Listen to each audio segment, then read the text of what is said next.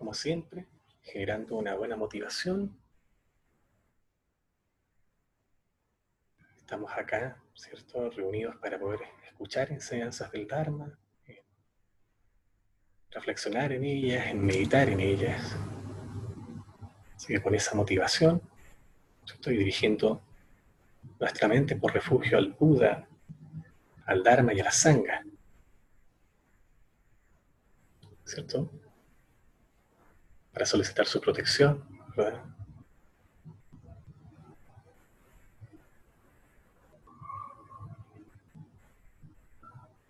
para obtener, ¿verdad?, las bendiciones, el poder transformador, ¿cierto?, estas tres joyas del refugio.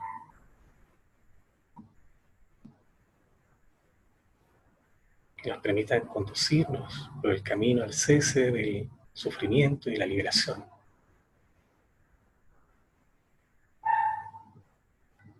Con eso en mente, imaginamos que estamos ante la presencia del Buda, o si podemos imaginarlo, ¿cierto?, visualizarlo frente a nosotros, frente a cada uno, mejor todavía.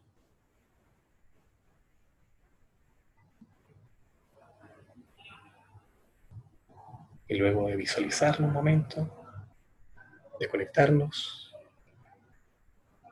con esta idea, ¿cierto?, de la compasión y la sabiduría inseparables, ¿verdad?, que representa el Buda, vamos todos por refugio. Necesitamos todos la plegaria de refugio, en sánscrito. Buddham Sharanam Gacchami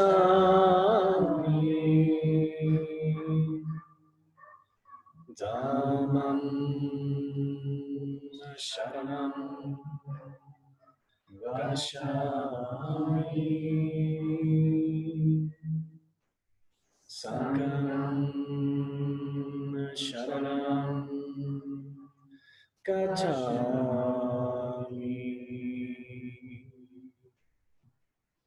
Buddham Sharanam Gacchami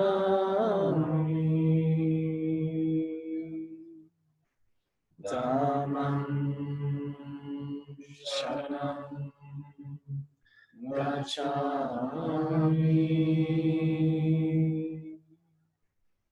Sangham Sharanam Gacchami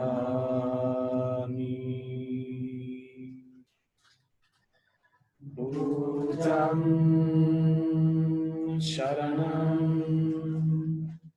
Gacchami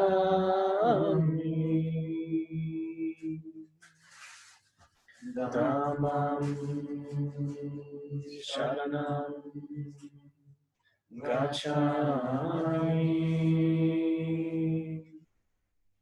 Sangham Sharanam Gacchami.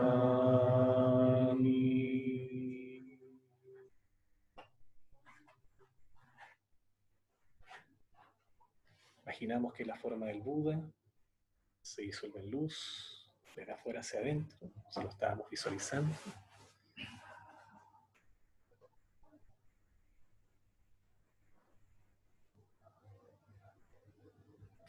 Ese aspecto, ¿cierto?, del Buda que representa la unión inseparable de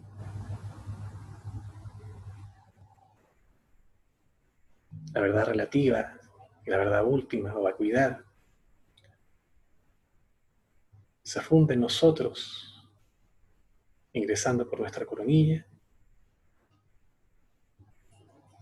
llenando nuestro cuerpo de luz completamente, sin dejar ningún espacio, ningún recoveco del cuerpo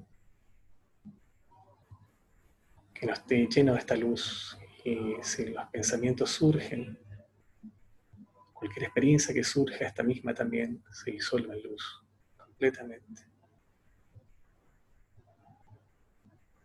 Todo nuestro cuerpo ahora, también transfigurado en luz, empieza a disolverse desde afuera hacia adentro.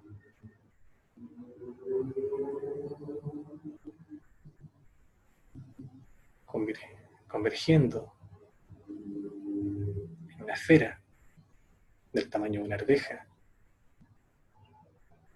la cual a su vez se vuelve a disolver en luz hasta desaparecer completamente.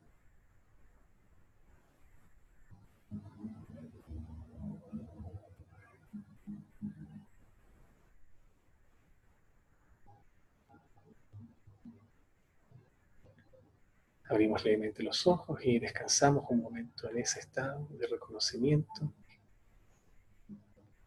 de atención plena por un rato.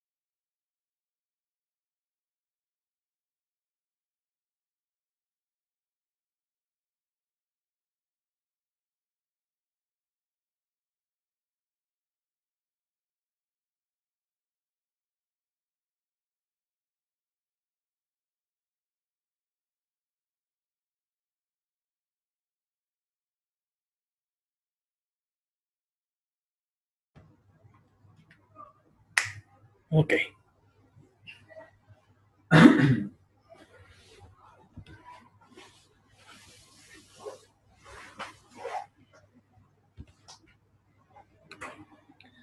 Ok, vamos a hacer un breve resumen de lo que estuvimos hablando el sábado, la sesión del sábado, ¿cierto? ¿Se acuerdan qué fue lo que vimos? Las tres visiones, ¿cierto? Eso fue el último que estuvimos hablando, ¿cierto? Y dijimos que esta explicación muestra el camino a la iluminación, ¿cierto? Desde el punto de vista de un practicante, ¿verdad? Que esta se puede entender, ¿cierto?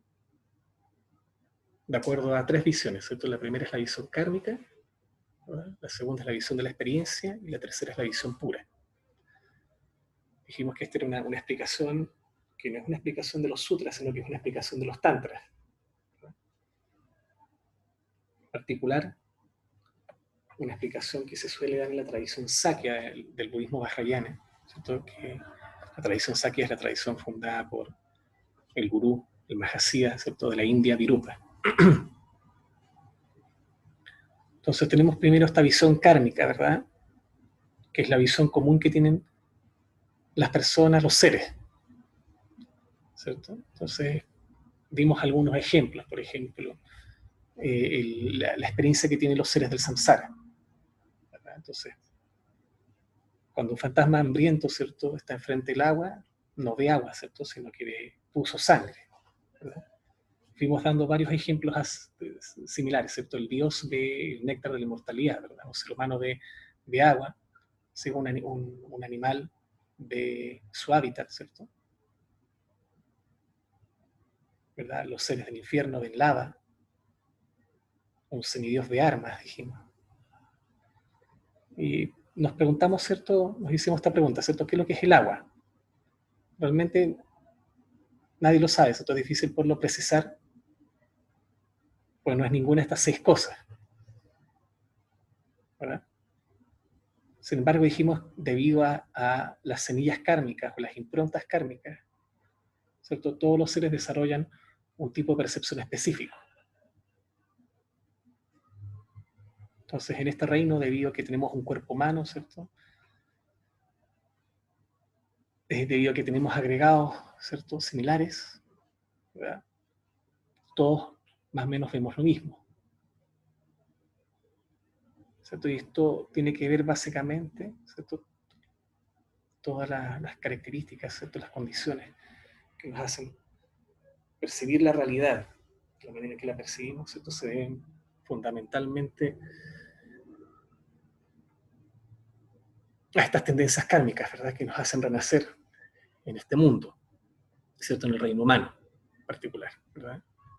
De manera que estas tendencias kármicas son fundamentales para que uno tenga un tipo de percepción en particular. Lo que uno tiene que entender, ¿verdad?, que es la línea de fondo,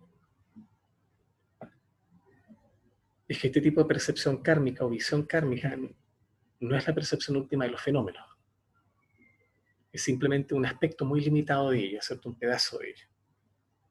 ¿Cierto? Un pedazo que está limitado por el karma individual, el karma de uno, por la visión kármica o la visión impura. ¿Cierto? Después explicamos la visión de la experiencia, ¿cierto? Que es cuando un yogi o una yogini, ¿cierto? Un practicante hombre, un practicante mujer, empieza a practicar, ¿cierto? Empieza a darse cuenta que los fenómenos no son siempre de una misma forma, de una misma manera, no se muestran de una única manera, ¿verdad? Que el agua no es solamente agua, ¿cierto? Que un objeto no es solamente ese objeto, ¿verdad? Ahora, cuando hablamos de yogi o yogini, no estamos hablando de un tipo particular de practicante. No es un practicante que recién comienza el camino, sino que es un practicante que ya empieza a tener ciertas experiencias de su propia, valga la redundancia, práctica.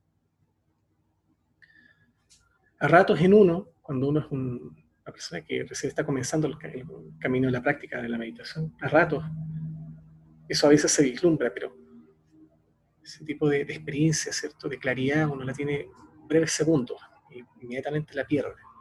No es estable. Entonces dimos un ejemplo, ¿cierto? por ejemplo, el ejemplo del cuaderno, ¿verdad? Que para cualquiera de nosotros es algo para anotar, ¿cierto? Pero para una polilla, por ejemplo, es comida, ¿cierto? Para una hormiga es un obstáculo que hay que atravesar, ¿verdad? Lo cual quiere decir que el fenómeno está más allá de las etiquetas, está más allá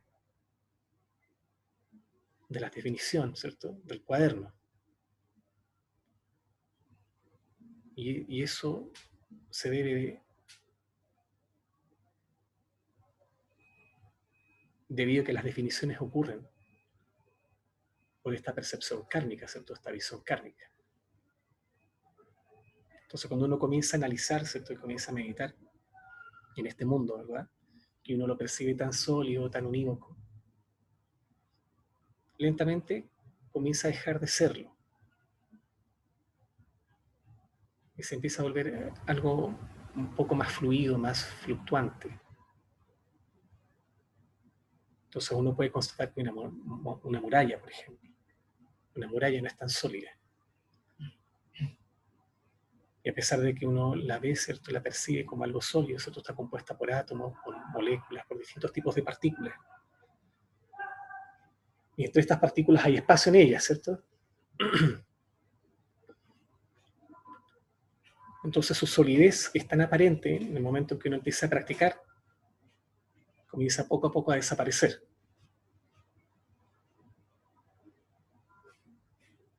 Siendo esta visión que uno está obteniendo ahora en el contexto de la práctica, ¿cierto? La visión de la experiencia. Una nueva visión. Y después hablamos finalmente de la visión pura, ¿cierto? Y esta visión pura es la visión que tiene un Buda, o podemos decir también un bodhisattva, ¿cierto? De alto nivel, donde toda esa energía que funciona de una determinada forma, ¿cierto? Debido a las improntas kármicas, a las semillas kármicas o a la visión impura, se extingue completamente. Donde todas estas formaciones, ¿cierto? Las formaciones de los chakras, de los canales, ¿cierto? Se han disuelto, permitiendo que la energía sea libre. Entonces, cuando hablamos, por ejemplo, desde el punto de vista del Tantra, ¿cierto? De la fase de generación y de la fase de perfección, lo que queremos decir, ¿cierto? Cuando hablamos de la fase de generación,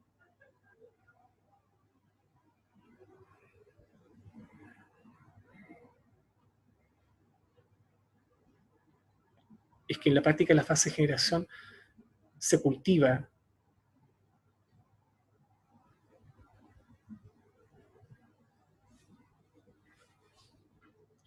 la disolución de los vientos y la conciencia en el canal central.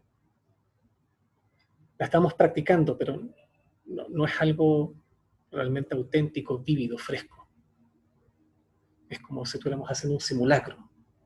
Estamos simulando algo que todavía no se perfecciona realmente, ¿no? Pero la fase de perfección es cuando realmente estamos llevando esto a cabo. En la fase de perfección, valga la redundancia, donde toda esta práctica que nosotros hemos estado creando, ¿cierto? Que es como un concepto, realmente se perfecciona.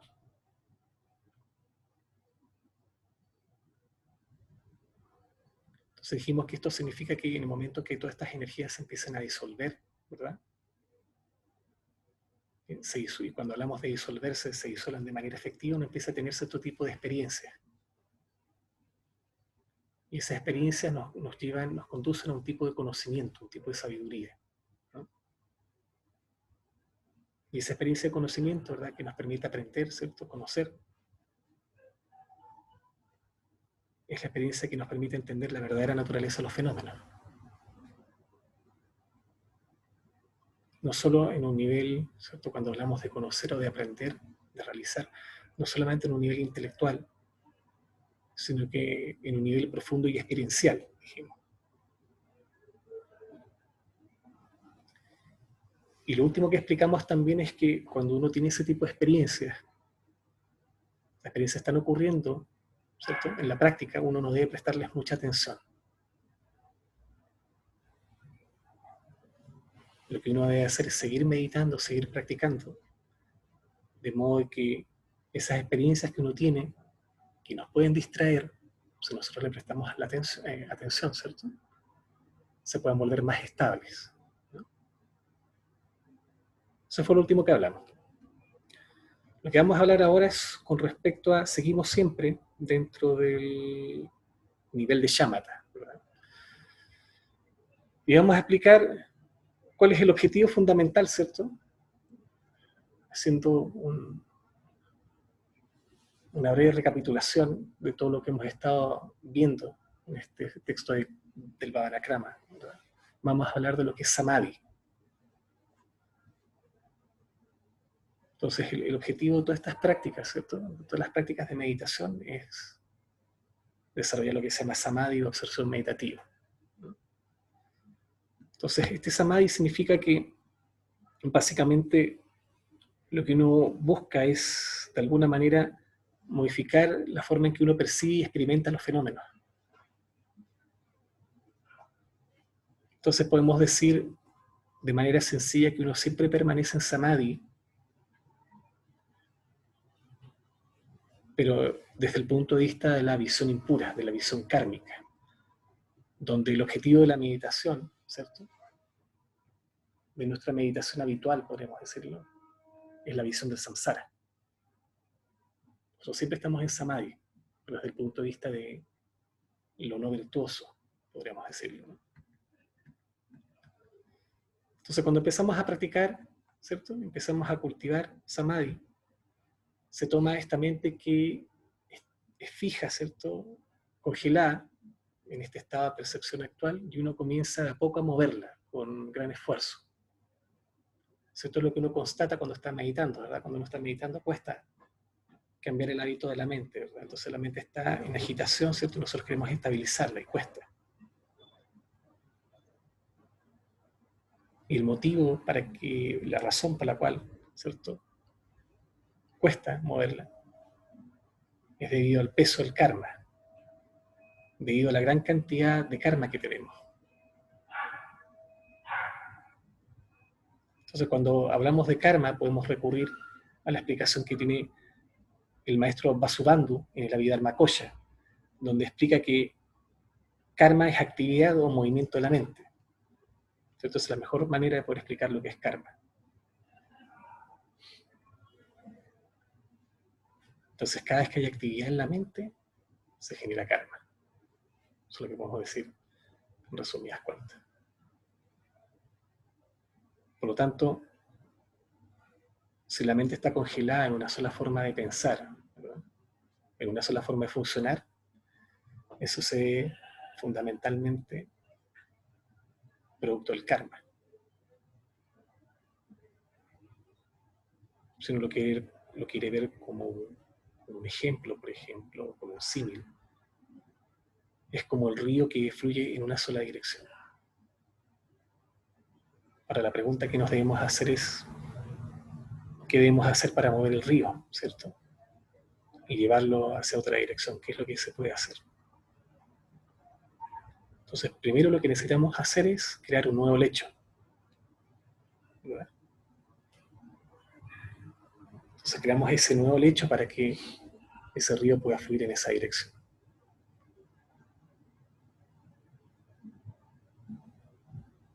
Pero además necesitamos controlar la dirección de ese río, ¿no? Entonces podemos ir poco a poco colocando piedras para ir forzando a que el río se mueva en esa dirección.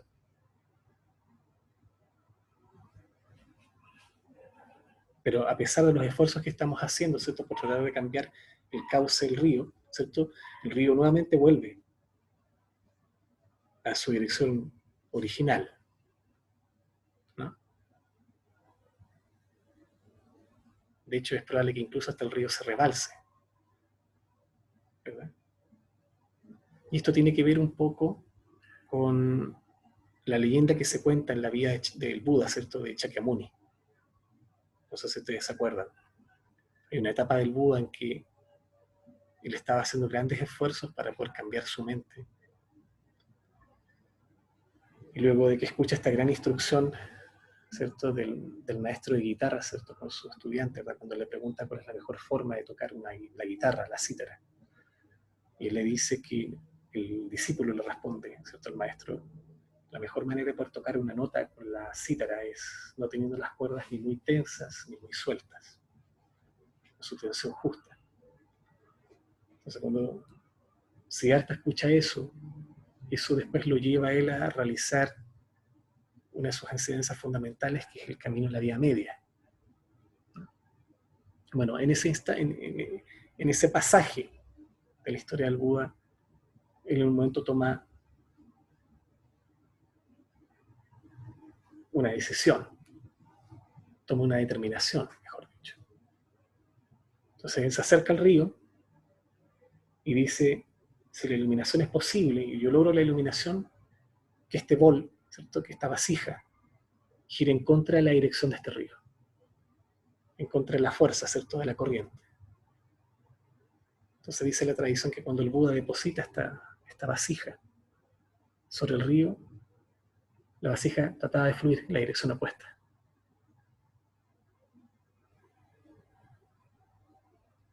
Entonces el río simboliza aquí la mente. Entonces, si se puede transformar el flujo mental, la mente, ¿cierto?, los patrones mentales, se puede transformar las tendencias de la mente. Se pueden cambiar y se pueden revertir, ¿no? Entonces esto quiere decir que la iluminación es posible. Si es posible transformar la mente, entonces eso quiere decir que hay métodos específicos para poder desarrollar y cultivar la mente, desarrollar samadhi, ¿verdad?, en distintos objetos, ¿cierto?, en particular en objetos virtuosos, ¿verdad?, que nos lleven rápidamente a la liberación. En algunas tradiciones samadhi se entiende como, en algunas tradiciones no budistas, se entiende samadhi como el estado de unión con Dios, con lo divino, con el Brahman, con el todo, ¿cierto? Y esta es la acepción común en estas tradiciones no budistas cuando se habla de liberación. Así que podemos pensar que la liberación desde el punto de vista de las tradiciones no budistas es emancipación, emanciparse.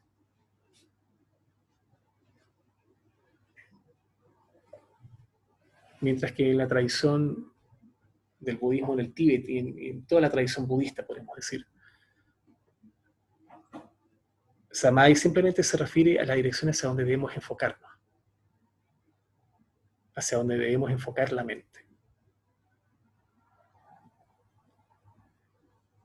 Pues si uno empieza a lograr estados más elevados, estados de la mente, ¿cierto?, estados de conciencia más profundos, eso es samadhi. Y esa es la acepción que nosotros vamos a estudiar y practicar, ¿no? Entonces hay 4 niveles de samadhi, ¿cierto?, 4 niveles de absorción meditativa. En tibetano samadhi se le llama tang o ting. Ting como el sonido de la campana, ¿cierto? Hay unas campanas que les llaman tincha. No sé si las han visto, ¿cierto? Son unas campanas redondas que uno las golpea. Pero también cuando uno hace sonar la típica campana, ¿no? ¡Ting! ¿Cierto?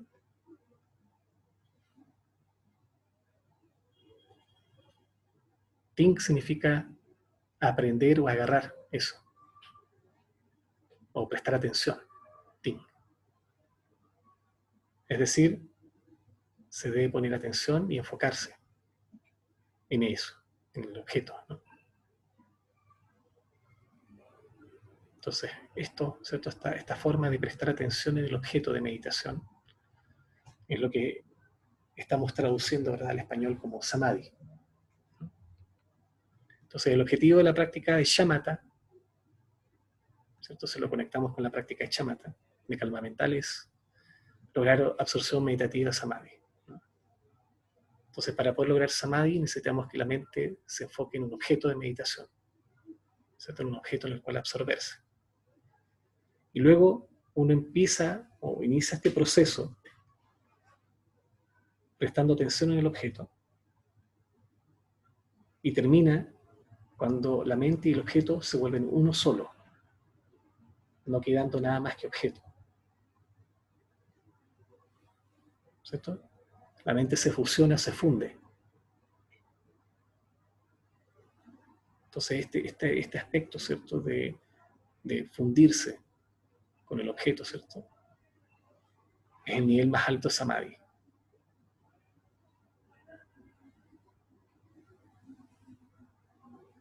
Entonces, comúnmente nuestra mente tiene la capacidad para poder concentrarse en un objeto. Por lo tanto, tiene Samadhi, ¿no? El problema es que no tenemos control sobre las funciones de este Samadhi. Por lo tanto,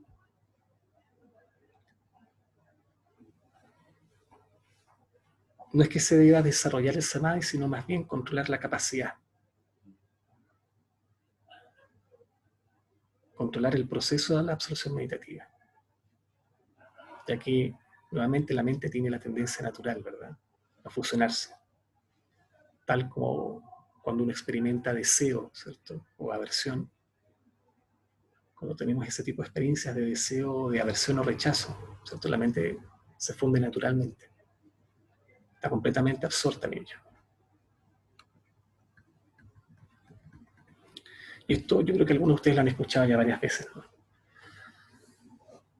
Pero en el camino, ¿cierto?, de la meditación encontramos siempre dos componentes, ¿verdad?, que son shamatha, ¿cierto?, que corresponde al componente que es común para practicantes budistas y no budistas. ¿Cierto? Esto lo puedes encontrar en la tradición hindú, en la tradición jaina, en otras tradiciones, ¿verdad?, no indias también, que implica permanecer en el estado calmo, ¿cierto?, lo que significa lograr estabilidad mental, estabilidad emocional. Y este aspecto de la práctica es un prerequisito para desarrollar o cultivar la absorción meditativa, la estabilidad mental. Sin embargo, para el budismo, esta etapa, ¿cierto?, este cultivo de la estabilidad mental no es suficiente para poder liberarnos de nuestro sufrimiento, de liberarnos del samsara. Porque para ello debemos remover el obstáculo principal, ¿cierto?, que es la ignorancia o confusión mental. Entonces, cuando hablamos de estabilidad, pacificar la mente, estabilizar la mente, estabilidad mental, eso es shamatha. Es el primer componente. Y después tenemos el segundo componente, que es vipassana. Y este componente es el que corresponde a la sabiduría. Y cuando hablamos de sabiduría, no solamente estamos hablando de un nivel de sabiduría intelectual, sino que por otro lado estamos hablando de un tipo de sabiduría, si queremos verlo así, intuitiva o indirecta,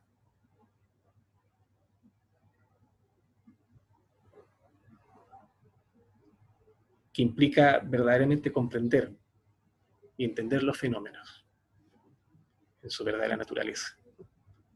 Entonces, esto es lo que llamamos, ¿cierto?, visión cabal. Visión cabal es una traducción de vipassana, visión cabal o visión profunda. Y esta visión cabal es la visión que está más allá de lo superficial y es la que nos permite ver las cosas realmente como son. Entonces, este es el ejemplo que muchos de ustedes recuerdan, ¿cierto? Cuando uno empieza a meditar, por ejemplo, en el sufrimiento de los seres, ¿cierto? Hicimos esa práctica hace poco, ¿verdad? ¿Cierto? El sufrimiento es nuestro objeto de meditación. Entonces, para poder meditar, ¿cierto?, en el sufrimiento necesitamos estabilidad.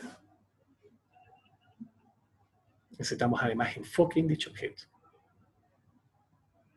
¿cierto? Por lo tanto, necesitamos de shamatha, ¿verdad? Entonces dijimos que shamatha significa permanecer en el estado calmo.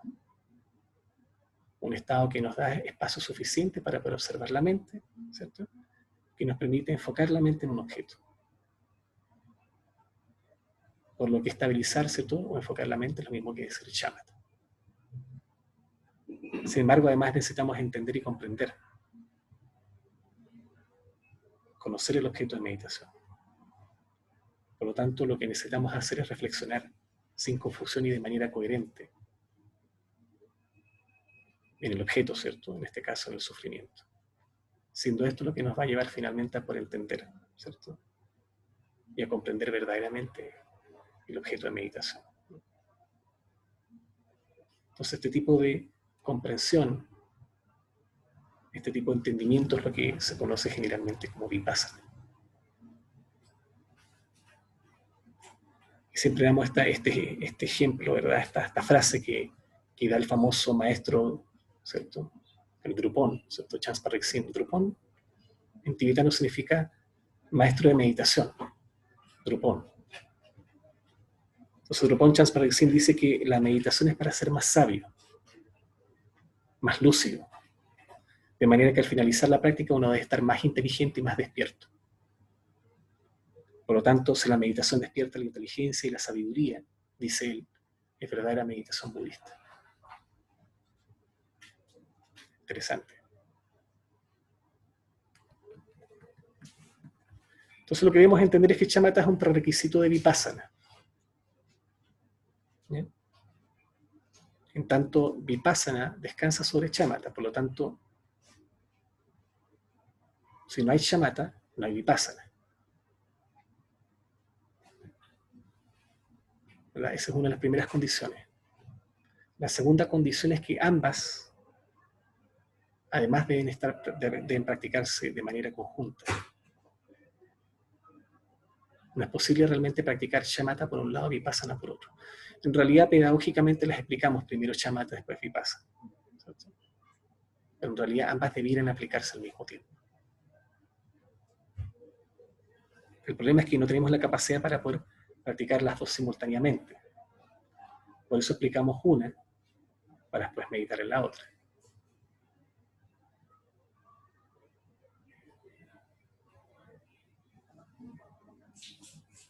Además que normalmente uno practica primero la shamatha y después practica vipassana,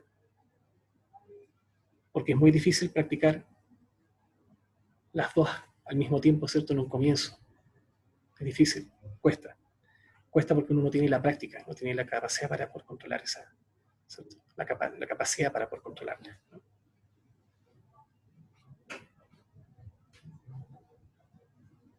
Entonces la idea es que al final, ¿cierto? Después de un tiempo uno pueda empezar a encontrar un punto medio donde pueda integrar las dos. Pero eso no va a ocurrir hasta después de un tiempo, ¿cierto? Después de que uno ha cultivado y ha quemado una cierta etapa, ¿verdad?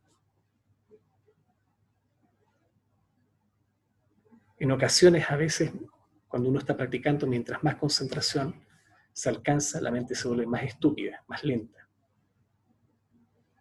Y viceversa, mientras más claridad,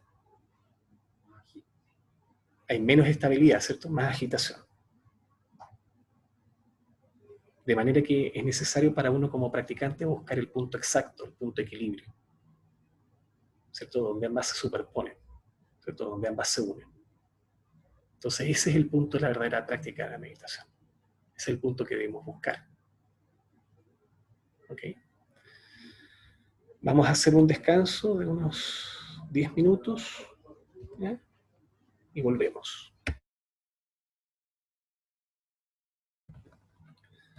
Ok. Entonces, retomando un poquito lo que estábamos hablando. La idea es tener un método donde podamos integrar, ¿cierto? Ambos aspectos, ¿cierto? Shamatha y vipassana.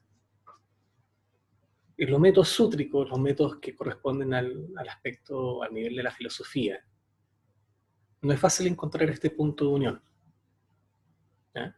Sin embargo, existen en el Tantra otras formas de poder practicar shamatha y vipassana. Formas en las que podemos practicar incluso ambas simultáneamente. Por ejemplo, cuando hacemos la práctica de un Jidam o de una deidad, ¿cierto? De meditación.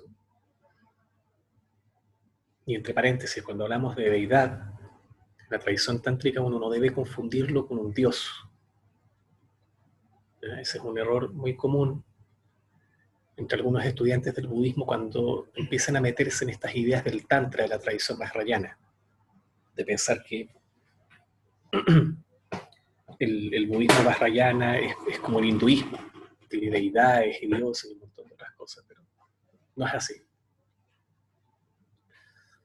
Las deidades en el budismo vajrayana, o en el budismo tántrico, son más bien arquetipos, son símbolos, son soportes para poder practicar shamatha. y cultivar vipassana. Pero no son entidades o seres que están por ahí flotando, ¿verdad?, alrededor de uno, ¿cierto? Que de repente lo pueden ayudar a uno, ¿verdad? Que representan cualidades de la propia mente iluminada. Entonces, en estricto rigor, cuando uno se identifica con un yidam, lo que trata un poco es de identificarse con esas cualidades, hacerlas vivas en uno, despertarlas, si uno quiere ver así. Pero no es que uno está evocando a un dios, ¿cierto?, o una entidad sobrenatural. Uno no debe pensar eso. Incluso cuando uno practica el yidam, la idea es que en la práctica del yidam uno cultiva las dos verdades, la verdad relativa, la verdad última. ¿Cierto? La verdad relativa es donde los fenómenos se manifiestan, ¿cierto? Surgen, ¿verdad? Y uno los puede experimentar. La verdad última es donde estos fenómenos carecen de existencia inherente, ¿cierto? Son codependientes o interdependientes, ¿verdad? Y son, en términos de su naturaleza última, vacíos de esencia, ¿no? Entonces, cuando uno los visualiza, esas deidades o Ishtadevatas o Yidams en tibetano, uno debe visualizarlas de manera translúcida. No tienen un núcleo de solidez, no son como un ente o un ser. Son como un holograma. Si uno los cultiva y medita en ellos como entidades sólidas, está practicando como lo harían los hindúes, ¿verdad? Porque para ellos esas deidades realmente son entidades que existen, tienen existencia inherente. Están ahí, están manifestando de algún modo, ¿cierto? Nos conceden sus dádivas, sus favores, sus bendiciones. Nos protegen de algún modo. En el budismo eso no es así. Entonces, cuando hacemos la práctica de un yidam en el tantra, hay que practicar shamatha y vipassana juntos. No se puede practicar tantra si no se practican estos dos aspectos. ¿Ya? Y esto es lo que explica la mayor efectividad de las prácticas tántricas con respecto a las prácticas del sutra.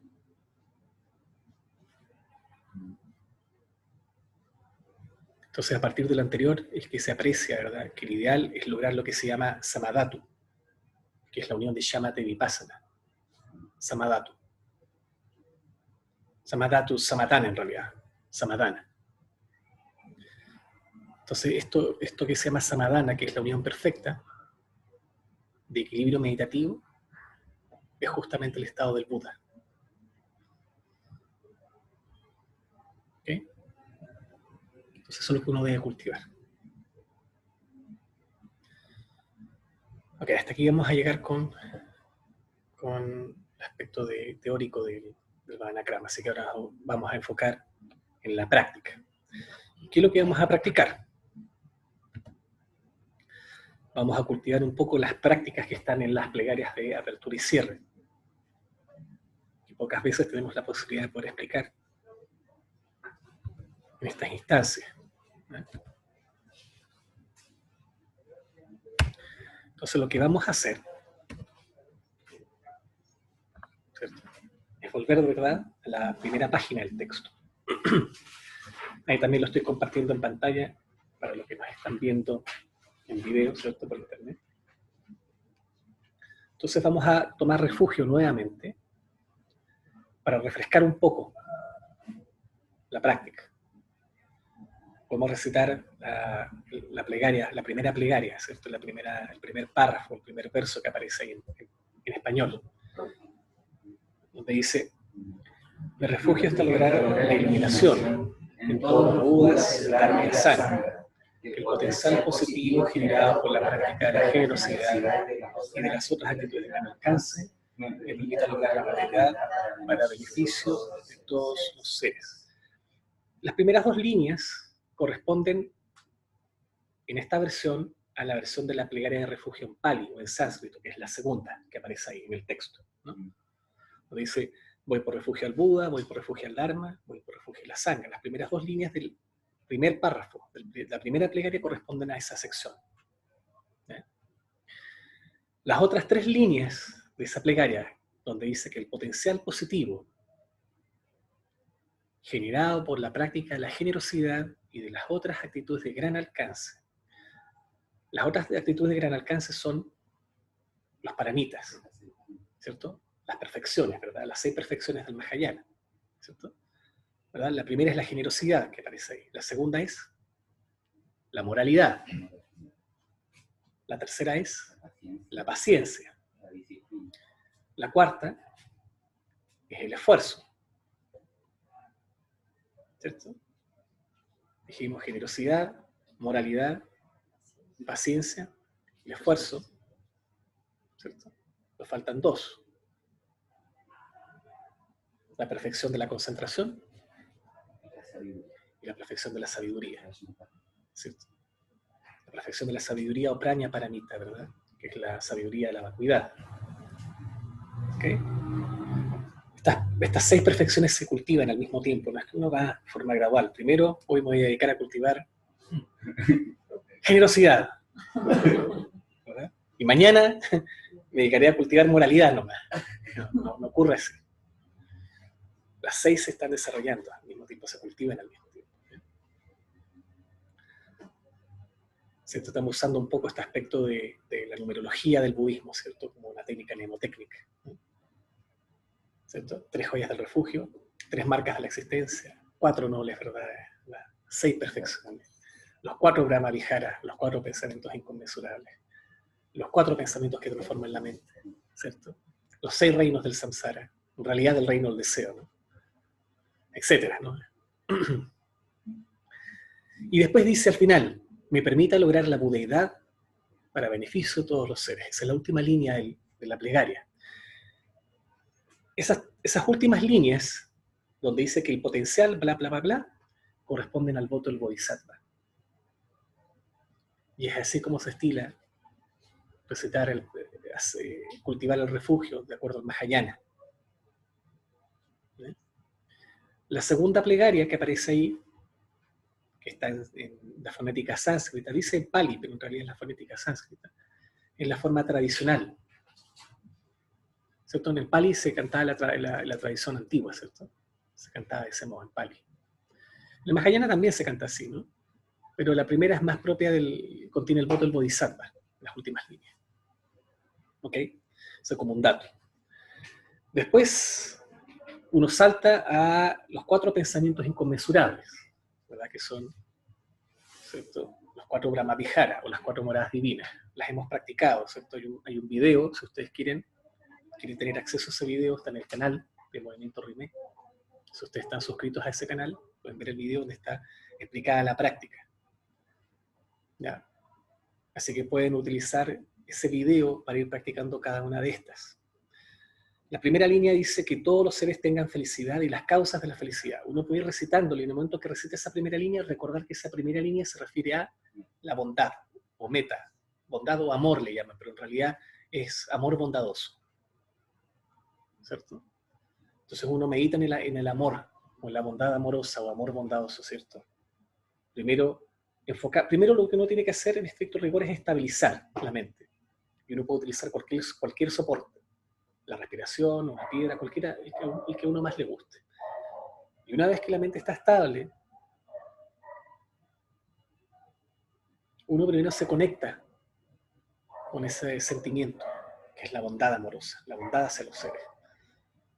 Y trata de utilizar algo que le permita establecer ese contacto, ¿cierto? Refrescar esa experiencia, ese sentimiento, ¿no? Por ejemplo, una experiencia previa de alguien que ha sido bondadoso con uno. Generalmente los padres, ¿no? O algún familiar cercano. Incluso un animal a veces, ¿no? Una mascota. Y uno se conecta con ese principio.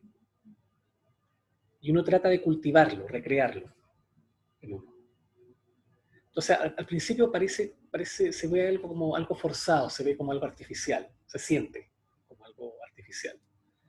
Y es natural que eso ocurra, porque no es algo espontáneo. Pero cuando uno lo cultiva una y otra vez, y otra vez, y otra vez, al final se termina volviendo algo natural.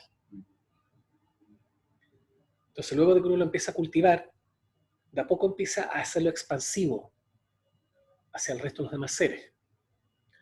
Entonces, en el sutra, ¿cierto? De las 4 moradas divinas, el Buda dice que uno debe dirigir esa bondad. Y lo mismo ocurre con las otras 3 moradas divinas, ¿verdad? Que son compasión, alegría y ecuanimidad. Uno debería primero dirigir ese sentimiento hacia los seres que están delante de uno, después hacia los seres que están a la derecha de uno, después a todos los seres que están detrás de uno y después a la izquierda. Después el Buda dice a los seres que están arriba de uno, abajo de uno, y después en las direcciones intermedias. En el fondo está diciendo a todos los seres, ¿no? Básicamente, a todos los seres. Alternativamente, lo que uno puede hacer es primero enfocarse en uno, y después empezar a dirigir y expandir ese sentimiento hacia los seres más cercanos, la familia, los hermanos, ¿verdad? Las mascotas de uno, ¿cierto? Los seres más cercanos a uno. Y luego, al siguiente nivel, a los seres que no son tan cercanos, ¿verdad? Para después expandirlo aún más hacia aquellos que son enemigos de uno, ¿verdad? Es difícil que uno considere que alguien es un enemigo, ¿no? Así como los superhéroes, ¿verdad? Que tienen a su enemigo, a su archirrival. Generalmente uno piensa en las personas que te desagradan, ¿verdad? O que te han hecho daño, o que te hacen daño. Este es el nivel que cuesta más, porque es difícil poderle tener, para uno, es difícil poderle tener, por ejemplo, bondad o compasión a alguien que te cae mal, o a alguien que te hace daño, o a alguien que tú crees que es malo. Pero recordemos esto, que yo lo he dicho en otras ocasiones, que en realidad los seres humanos no son malos ni buenos intrínsecamente, ¿verdad?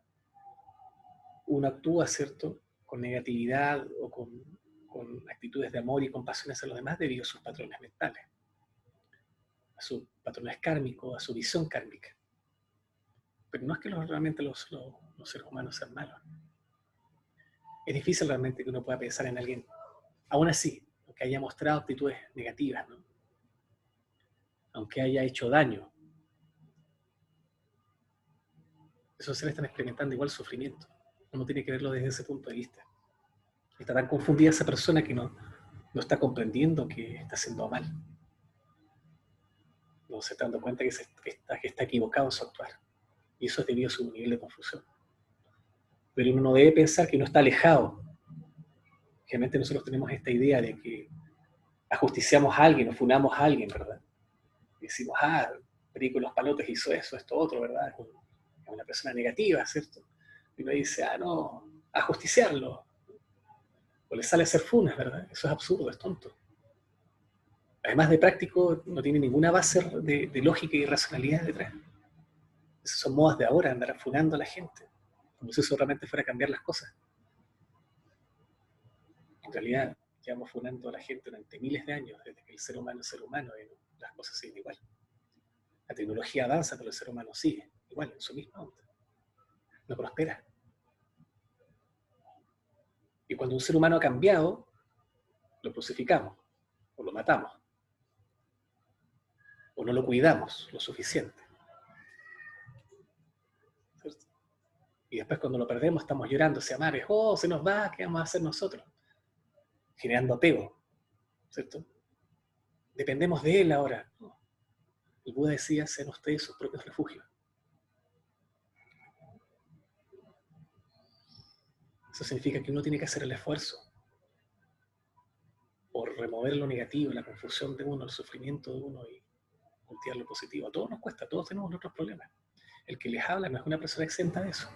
Todos tenemos nuestros obstáculos, nuestra situación existencial. Tenemos que aprender a superar eso.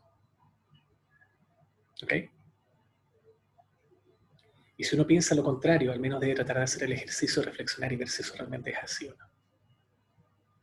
Porque ahora a lo mejor en estos momentos podemos pensar que las cosas son así porque el patriarcado, porque el establishment, ¿verdad? Porque los gobernantes tienen la culpa, la Matrix tiene la culpa, Jodie Foster tiene la culpa.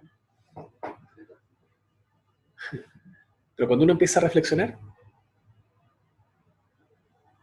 ya van a haber pasado varios años y uno va a estar viejo, decrépito, va a mirar hacia atrás y se va a terminar dando cuenta que perdió mucho tiempo y energía en nada. Y ahora no hay nada más que hacer. Entonces uno debe aprovechar este momento que tiene ahora, la condición humana ahora en este momento para poder practicar. Después es tarde. Nadie te va a devolver el tiempo. Ese tiempo que uno ocupó para ir a marchar, para ir a protestar, que no es malo. Pero estamos demasiado involucrados en eso, demasiado. Demasiado en satisfacer nuestras necesidades, ¿cierto? Cuando vemos la realidad de otros pueblos, en otros lugares de este mundo, y están peores que nosotros. Están yendo a protestar, se están muriendo de hambre. O se están cocinando vivos porque hay un incendio por ahí. Esa es la realidad del samsara. Entonces, el samsara no es todo felicidad, es sufrimiento. Lo que no queremos entender eso. Entonces, seguimos buscando felicidad en las cosas afuera, en las cosas y en las personas en particular. Entonces, tenemos que aprovechar que estamos vivos ahora y tenemos tiempo para poder practicar. ¿Sí, no?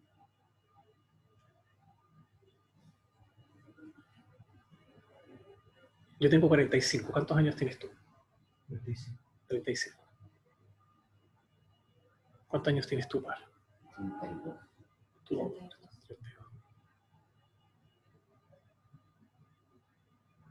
Yo ya estoy viejo ya. Ya había alcanzado la iluminación hace tiempo.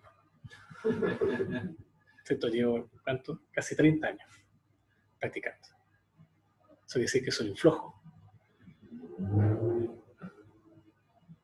Ustedes tienen que hacer un esfuerzo también en aprovechar que son jóvenes.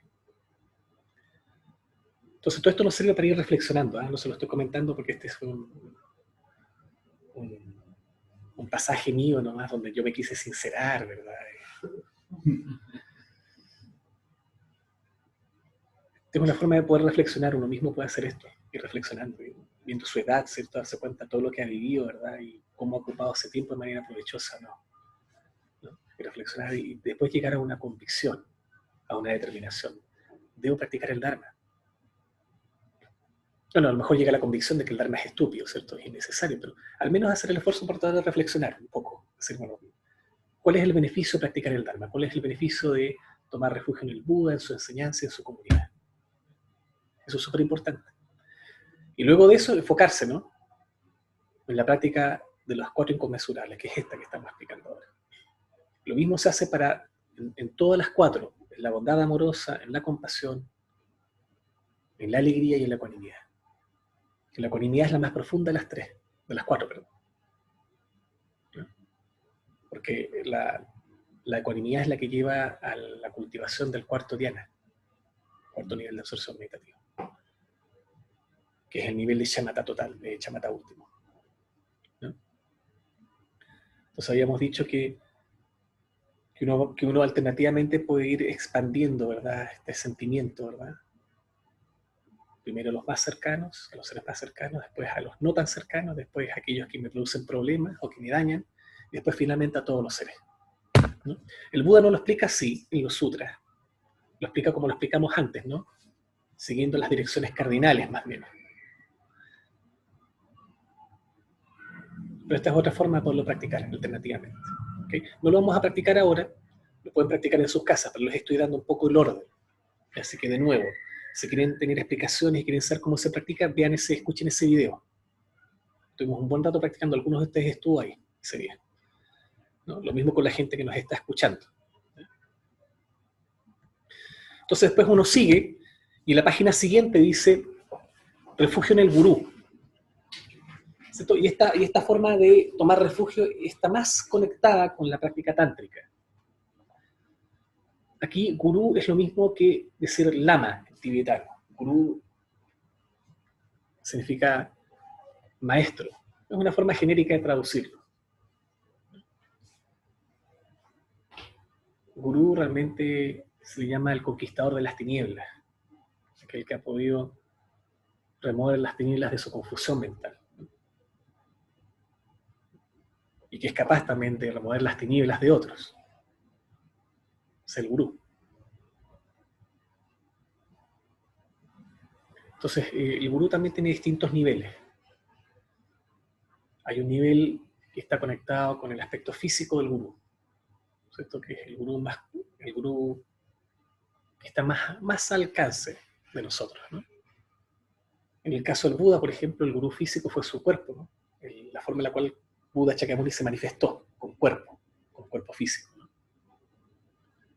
Ahora existen gurús que están despiertos, iluminados, y gurús que no están iluminados, ¿cierto?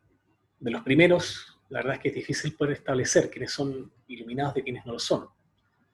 Pero hay más posibilidades de entrar en contacto con un gurú que no esté iluminado. ¿Okay? Y es un poco para desmitificar la idea de que todos los gurús, todos los maestros deben ser seres iluminados. Eso no es cierto. No necesariamente. Entonces, ¿qué característica fundamental tiene un gurú para ser gurú?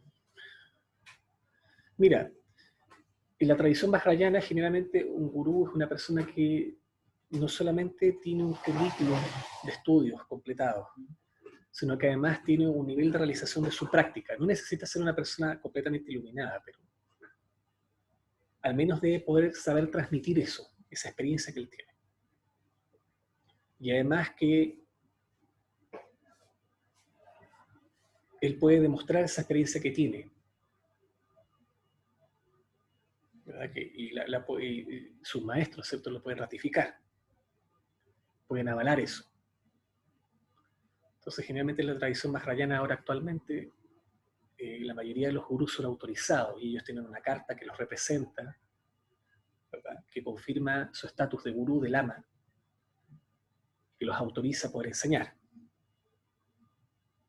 No es una regla fija, pero también hay occidentales, por ejemplo, que pertenecen a una determinada sangha, ¿cierto?, y que son autorizados por su maestro, y que reciben el título de lama o de gurú, porque se los ha dado su maestro en virtud de su experiencia, del tiempo que llevan sirviendo a su maestro principal, ¿cierto?, de su nivel de práctica, de su seriedad, etc., ¿no? Hay varios requisitos. Así que hay una manera formal, podríamos decirlo, de que un gurú sea reconocido como tal, de una manera informal. Pero aquí también se está refiriendo al nivel último del gurú.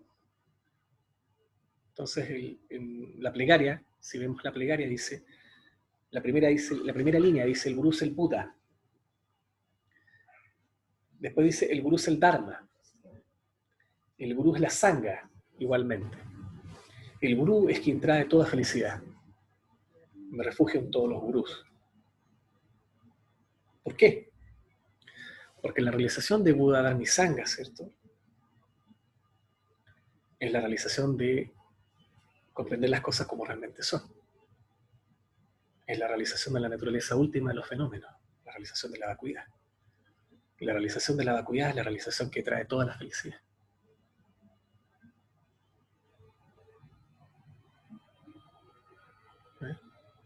Hay distintos niveles de la toma de refugio.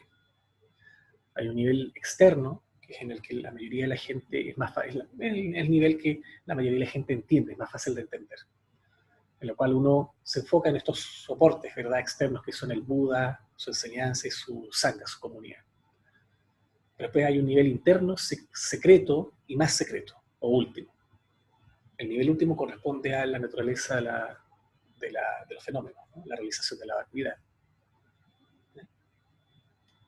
Entonces uno puede recitar 3 veces, y si quiere puede hacer de nuevo el mismo ejercicio que hicimos anteriormente, visualizar al Buda al frente, ¿verdad?, como un soporte, y recibir las bendiciones del Buda que nos van tocando con su luz.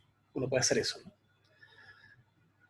En este momento lo que estamos haciendo es predisponer nuestra mente para practicar, ¿no? Es una forma de poder sintonizar la mente, de enfocarla, de darle una dirección apropiada.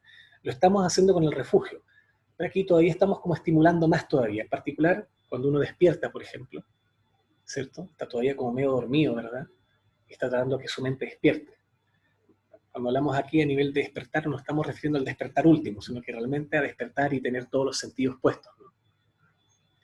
Así que podemos hablar todavía, en este nivel estamos intentando un poco, ¿cómo puedo decir? Inspirarnos, ¿no? Después viene la plegaria de 7 ramas.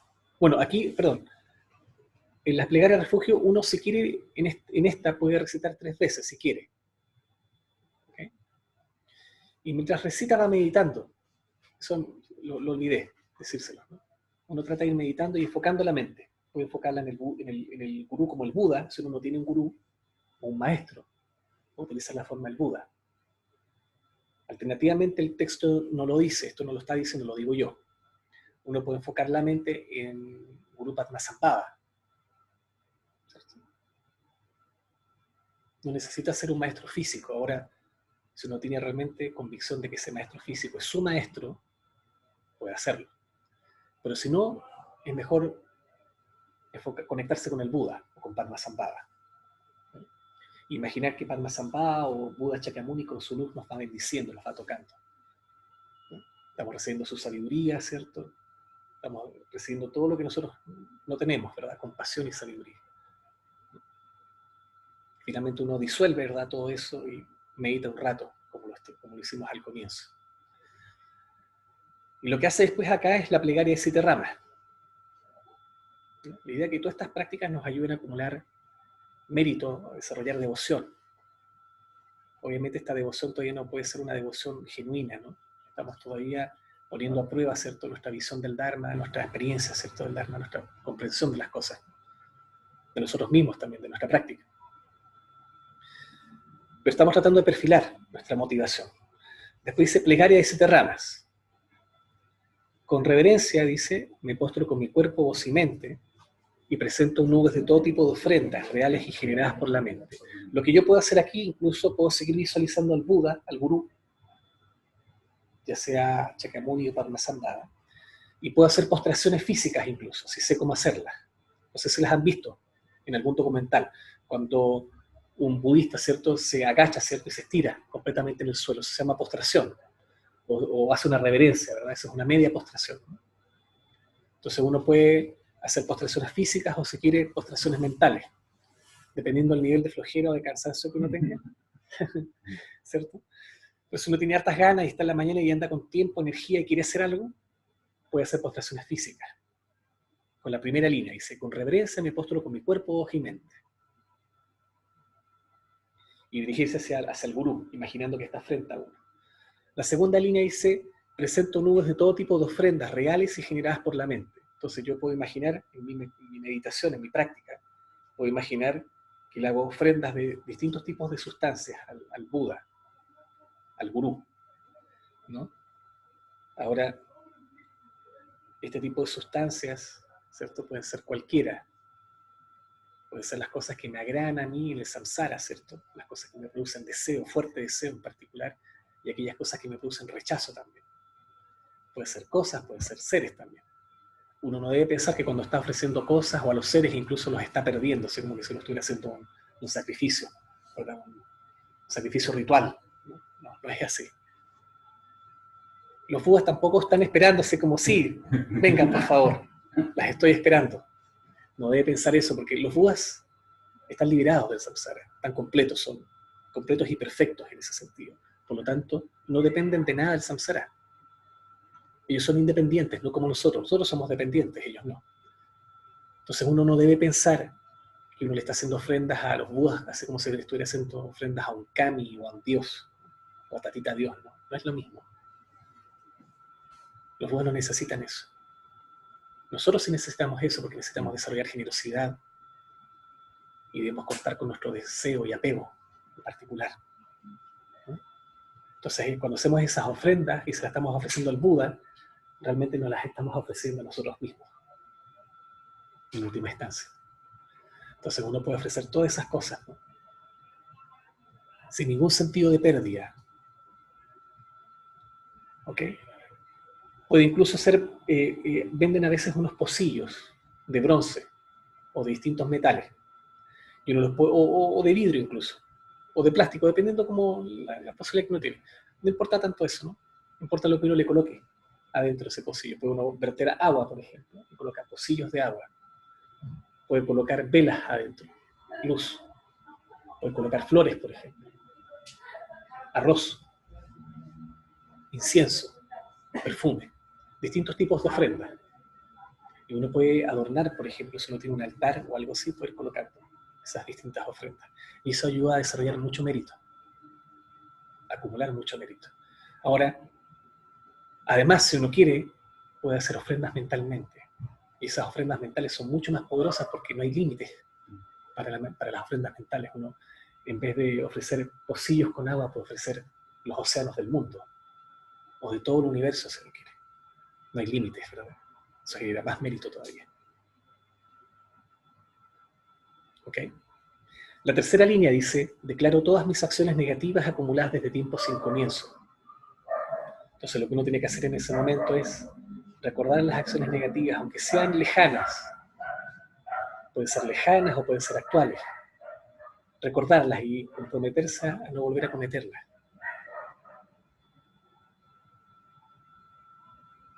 ¿Bien? Y después la cuarta línea dice, y me regocijo en los méritos de todos los seres santos, ¿cierto? Como los Budas, los Bodhisattvas, los Arahats y seres comunes. Después, la quinta línea dice, por favor permanezcan hasta que el samsara termine y pongan en movimiento la rueda del Dharma para los seres. ¿Cierto? Les pide a los Budas, por favor, no declinen su actividad de beneficiar a los demás seres. ¿Cierto? A los maestros también, por favor, sigan impartiendo las enseñanzas del Dharma para beneficiar a otros. Pueda yo también, ¿verdad?, mantener mi actividad, cultivarla, mi propia actividad del Dharma. Y ojalá que otros seres se puedan sentir beneficiados de esa actividad. Y después la última línea dice, dedico el mérito, este mérito que yo he estado cultivando ahora, creado por mí y por otros, a la gran iluminación. Cuando estamos haciendo esto, esto es igual que meditar. ¿Ya? Reflexionar, analizar, en el budismo son sinónimos de meditar, son equivalentes a meditar. No piensen que esto es una cosa poética nomás o romántica. ¿No? Es una forma de cultivar también la mente. Por eso que nosotros en el budismo no hablamos técnicamente de meditación, sino que hablamos de bhavana, cultivar la mente, y esta es una forma por la cultivarla. Y después la última parte de esta práctica está más conectada con el nivel tántrico, que es la ofrenda al mandala, ¿cierto?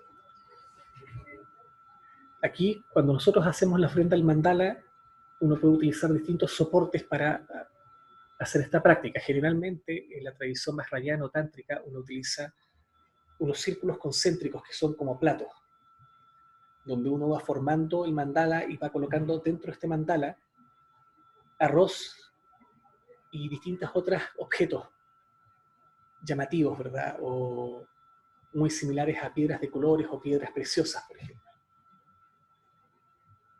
Entonces uno con la capacidad de la mente y ese soporte transforma eso y lo vuelve algo mucho más preciado, mucho más bonito, ¿verdad? Uno imagina que en vez de ser piedras preciosas o piedras de colores son joyas, por ejemplo, ¿verdad?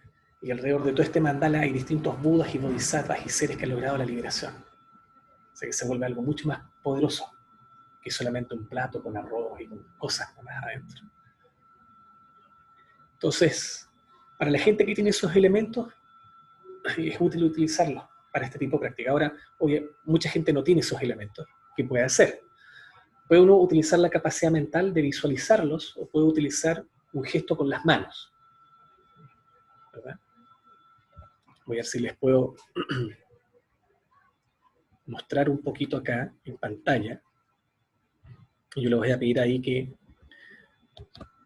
aquí en vivo les puedo pedir a Pablo a lo mejor que vaya haciendo un poco de quality assurance y les muestra a los demás cómo se hace la ofrenda al mandala, ¿verdad? Uno utiliza un gesto con las manos o mudra, ¿cierto? Cuando colocamos el pulgar arriba, ¿cierto? Para decir que está ok, ¿cierto? Está todo ok, ¿verdad? Uno hace esto, ¿verdad? El gesto con el pulgar arriba, ¿verdad? En realidad esto es como bien, ¿cierto? Como decir bien, ¿cierto? Si uno junta el índice con el pulgar, ¿cierto? Uno dice está todo ok, ¿verdad? O cuando le señala con el pulgar así y apunta hacia el cuello, ¿cierto? Le dice, te voy a cortar la cabeza. ¿Verdad? Hay distintos señales y símbolos que nosotros hacemos con las manos que tienen un significado. En la tradición budista eso también está. Y en la tradición no budista también está. En el hinduismo también eso existe. En el jainismo también. Entonces esos símbolos que uno hace, o gestos que uno hace con las manos, les llamamos mudras. Cuando estamos meditando, ¿verdad? Y colocamos la mano derecha sobre la palma izquierda y los pulgares unidos, eso se llama el mudra de la meditación, o dhyana mudra. Y tiene una razón para ello, hay una explicación racional para ello. Este mudra que vamos a usar a continuación se llama el mudra de la ofrenda del mandala. ¿Okay? Tú podrías, Pablo, ir viendo, supervisando y mostrándosela a las demás personas para que lo puedan hacer. Y yo lo voy a mostrar acá en pantalla para que la gente me pueda ver.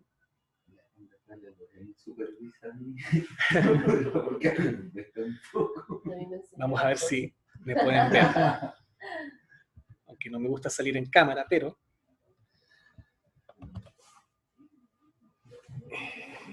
esto se muestra así, ¿verdad? Uno cruza las manos.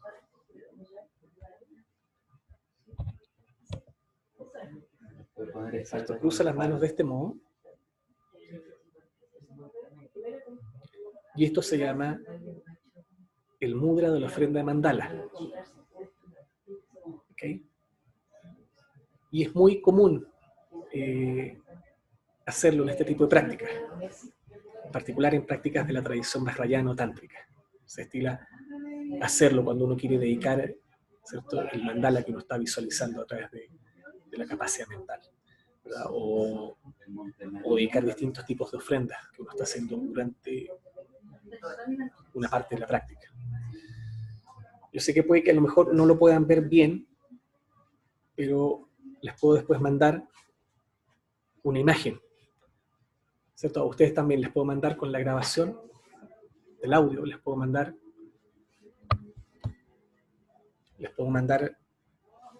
una imagen con la forma del mudra, para que pues lo puedan después replicar en sus casas, ¿ya?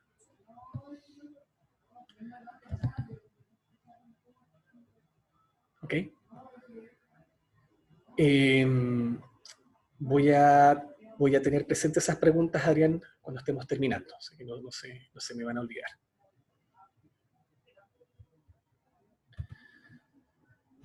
Ok, entonces estábamos, ¿verdad?, en la ofrenda del mandala. Voy a volver a presentar ahí la pantalla. Entonces uno hace este mudra, ¿cierto? Si las personas que están en línea no alcanzaron a verlo bien, no importa. Pueden simplemente imaginar todo esto que estamos recitando mentalmente, ¿ya? Entonces el primer párrafo dice mandala externo. Y repetimos a continuación, recitamos a continuación. La base dorada está perfumada con incienso y regada con flores, adornada con el monte Meru, los 4 continentes, el sol y la luna. Imagino todo esto como una tierra búdica y lo ofrezco para que todos los seres puedan alcanzar y disfrutar de un reino puro. ¿Okay? Uno visualiza todo eso y después, a continuación, después de un rato de uno haber visualizado eso, con clara, ¿cierto?, visualización, con una clara intención, procede a recitar y a practicar el mandala interno. Recitamos a continuación los objetos del apego, la aversión y la ignorancia, amigos, enemigos extraños, mi cuerpo, riqueza y alegrías, sin ningún sentido de pérdida, ofrezco esta gran acumulación. Por favor, acéptenla complacidos y bendígame con ser libre de los 3 venenos. Los 3 venenos son, ¿verdad?, la ira, el deseo y la ignorancia. Entonces, mientras hacemos esa visualización, ¿verdad?, y recordamos todo eso que hemos estado recitando y meditamos en ello, recitamos finalmente el mantra que aparece ahí para potenciar toda esta ofrenda que estamos realizando. Idam Guru Rana Mandalakam Niryatayani. Y cuando terminamos de recitar ese mantra, disolvemos toda la visualización que hemos estado haciendo, disolvemos el mandala, abrimos las manos y juntamos, ¿verdad?, las palmas en el Anjali Mudra, ¿cierto?, en el mudra de la plegaria. Y con eso termina esta práctica, ¿verdad? Esto equivale a haberlo hecho una vez. Ahora, si uno quiere y quiere acumular más mérito, puede hacerlo varias veces y hacer acumulación de esta práctica. Entonces, vuelve de nuevo a armar el mudra, el mandala, y vuelve a visualizar lo que dicen en los 2 párrafos, ¿cierto?, desde el mandala externo hasta el mandala interno, y recitar el mantra, ¿cierto? Si ya después se empieza a acordar, ¿verdad? Y se termina, ¿verdad?, memorizando lo que dicen las dos estrofas, simplemente puede visualizar todo y recitar el mantra únicamente y acumular el mantra. ¿Cierto? Este mantra sirve para poder potenciar todo esto, toda esta visualización, toda esta intención que estamos haciendo. Y además purifica las ofrendas. Entonces el mantra lo que está diciendo es: les envío este ornamentado mandala, preciados gurús. Eso es lo que dice el mantra. ¿Okay?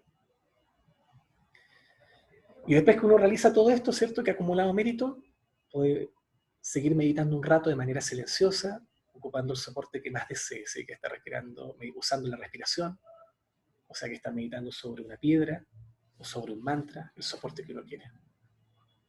¿Ok? Y después termina con la dedicación del mérito. Entonces ahora tienen esta explicación, ¿verdad?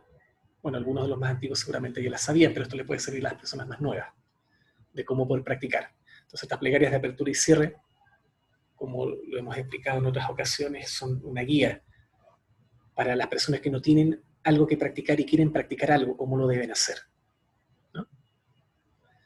Así que esto concluye la sesión de hoy. ¿Ya? Preguntas antes de terminar.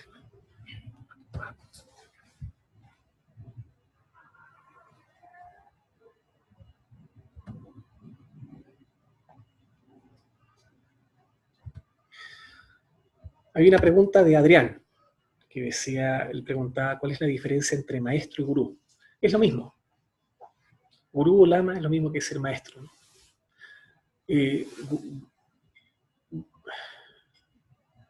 Bueno, se puede utilizar también como gurú, pero gurú o lama es básicamente alguien que tiene peso, que no es lo mismo que una persona pesada, ¿no? No es una persona pesada de genio, ¿no? Sino es que y tampoco es una persona pesada de, ¿verdad?, de atributos físicos, ¿no?, o de peso corporal, sino que es una persona que, debido a su experiencia, a su acumulación de sabiduría y su experiencia, es alguien pesado, lleno de todas estas cualidades, ¿verdad? Eso también significa gurú, lama, ¿cierto? Entonces en ese sentido no hay diferencia, Adrián, con decir maestro, gurú, lama, es lo mismo. ¿Okay? Ahora, lo que uno tiene que entender es que el maestro es una persona, perdón, es una persona que nos muestra la dirección, pero no es una persona con la cual nosotros tenemos que depender. No debemos volvernos dependientes del maestro. Entonces, una de las cosas que en el fondo Buda intentó inculcar a sus discípulos, especialmente cuando Buda está a punto de morir, sus estudiantes estaban tristes porque él se iba. ¿Qué fue lo que les dijo Buda? Practiquen. Siguen ustedes. La mejor manera de poder recordarme es seguir mi camino, seguir mis enseñanzas.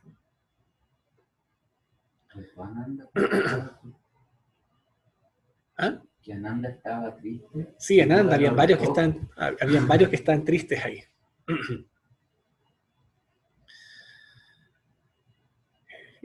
¿Otra pregunta?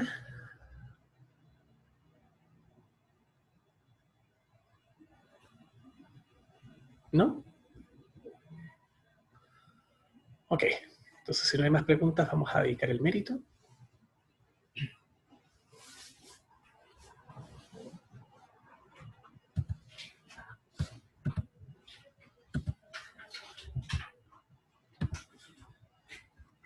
Vamos a la plegaria de dedicación de los preceptos por Shantideva, revisada por su santidad el 14º Dalai Lama del Tíbet. Y recitamos todos juntos. Que todos los seres en todo lugar, plagados por sufrimientos igualmente, obtengan un océano de felicidad y alegría por la virtud de mis méritos. Que ninguna criatura viviente sufra o cause daño o caiga enferma nunca. Que nadie tenga miedo o se sienta menospreciado, ni tenga una mente apesadumbrada por la depresión. Que el ciego vea formas, el sordo escuche sonidos. Que todos estos cuerpos desgastados por el trabajo se restauren al encontrar reposo. Que el desnudo encuentre vestido y el hambriento encuentre alimento. Que el sediento encuentre agua y deliciosas bebidas. Que el pobre encuentre riqueza y todos aquellos debilitados por el dolor encuentren alegría. Que los desesperados hayan esperanza, felicidad constante y prosperidad. que ejercen sus vidas en oportunas y generosas cosechas, que todas las medicinas sean efectivas y que las plegarias puras den fruto, que quienes padecen enfermedades de llanto continuo sean rápidamente librados de sus padecimientos. Cualquier enfermedad que exista en el mundo nunca ocurra. Que los que tienen miedo dejen de estar temerosos y todos los que estén atados sean liberados. Que los que no tienen poder encuentren poder y que las personas piensen en beneficiarse mutuamente. Y finalmente, la dedicación final, la última página. Que la preciosa bodegita suprema, que no haya surgido surja, y que no haya surgido no decline, sino que por esta plegaria aumente continuamente más y más.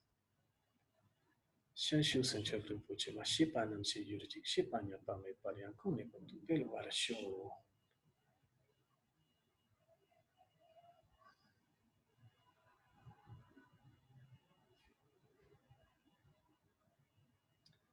Muchas gracias, muchas gracias, muchas gracias también a las personas que nos acompañaron en línea hoy. Y como siempre, para los que estuvieron hoy día presentes, les voy a mandar el correo con la grabación de la sesión de hoy, tan pronto se encuentra arriba. ¿Ya? Y si están suscritos, tengo entendido que YouTube les avisa apenas hay un nuevo video. ¿Ya? Así que si se registran, van a estar siempre notificados. ¿Okay? La próxima sesión es el próximo viernes. ¿Okay? De aquí en adelante solamente será online, será en línea. ¿Ya? Durante la temporada de verano y vamos a retomar la segunda semana de marzo. ¿Ya? Eso. Les agradezco la asistencia, el apoyo como siempre y nos vemos ojalá pronto. Que tengan un buen fin de semana.